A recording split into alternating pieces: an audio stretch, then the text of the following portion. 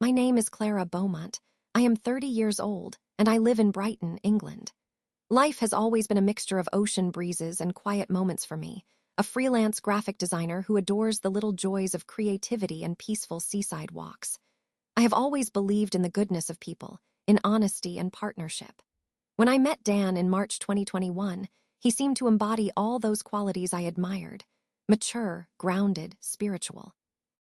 He had just returned from studying in Egypt, spoke passionately about his faith, and seemed to have his life together with a flat in London, a car, and the latest gadgets. He portrayed himself as this independent man who had found his place in the world, a man I thought I could build a future with. We got married Islamically within a few weeks, swept up in what felt like a beautiful beginning. But soon after, cracks started to appear.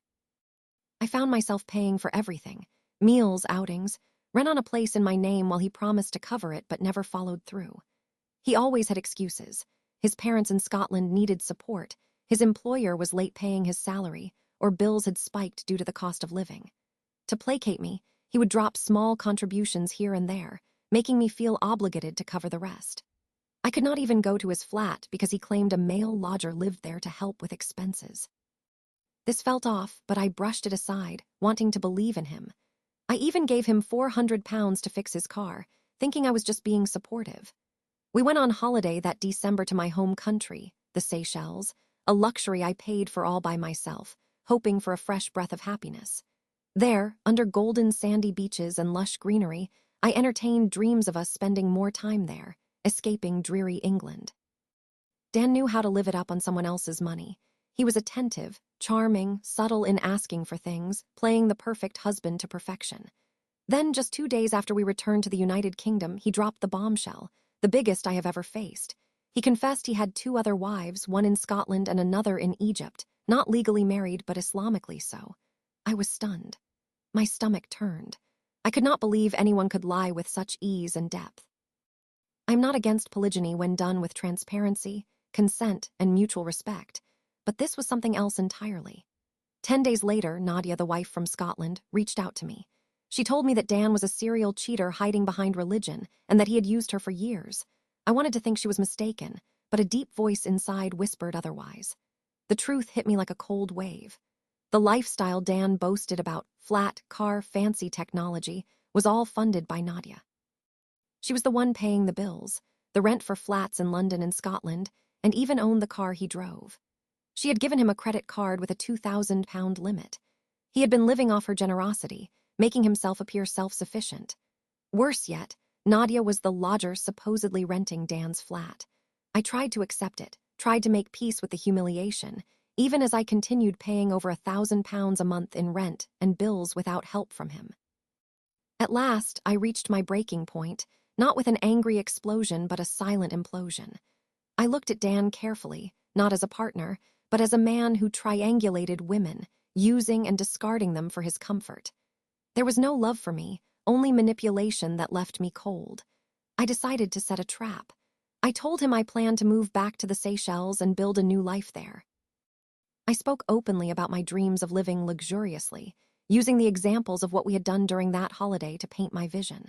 I even discussed accepting that he would need to spend half the year in England with his other wife, as Islamically fair. I stopped reacting to his provocations, stopped clinging to illusions. I created space, detaching emotionally. That was when the tables turned. Suddenly, Dan started chasing me. Nadia grew anxious and desperate, threatening self-harm if he left her. She sent more money in hopes to lure him back, but he pulled away gradually, speaking terrible things about her behind her back, no doubt condemning me too. One day, she stormed into his flat, holding my hand and calling me a whore over the phone to his mother. She was broken, a husk shaped by 7 years of hope crushed by endless disappointment. She packed up and left, taking a few things with her, things she had paid for. Dan was not over it, but it was his mistake. I stayed and set strict new terms. I refused to pay rent or bills anymore. That flat was his responsibility, and I reminded him of his Islamic duties. I told him I would walk away if he could not meet them. His face twisted with shock and horror. Losing Nadia, his cash cow, hit him hard. He clearly misread me. Focused on deception, he never expected to be deceived. From that point, he was the one paying all the bills, trying to prove himself to me, hoping we would soon move to the Seychelles where he could live off my money as he had originally planned. Whenever he played the victim, I stayed quiet, never reacting, maintaining positivity. The balance of power shifted, quietly, strategically, on my terms. When he was at his lowest low, I left. If I could turn back time, I would tell my younger self, it is not love to abandon yourself to please others. Financial abuse can hide behind kind words and gifts. It is never your fault if trust is manipulated. Reclaiming your power is not about revenge but setting boundaries, gaining clarity, mastering your emotions. When you stop reacting, the whole dynamic changes. Above all, do not lose yourself trying to save someone who never truly invested in you. I have learned to be kind to myself, to stop blaming myself, to stop apologizing for my softness. Revenge does not always roar like rage. Sometimes it is healing in full view of the one who tried to break you and letting them live with the reality that you are thriving without them. And to Nadia, if you are reading this, I hope you are healed and whole again. This is my story, a story of betrayal, of quiet strength, and of finding freedom where I thought there was none.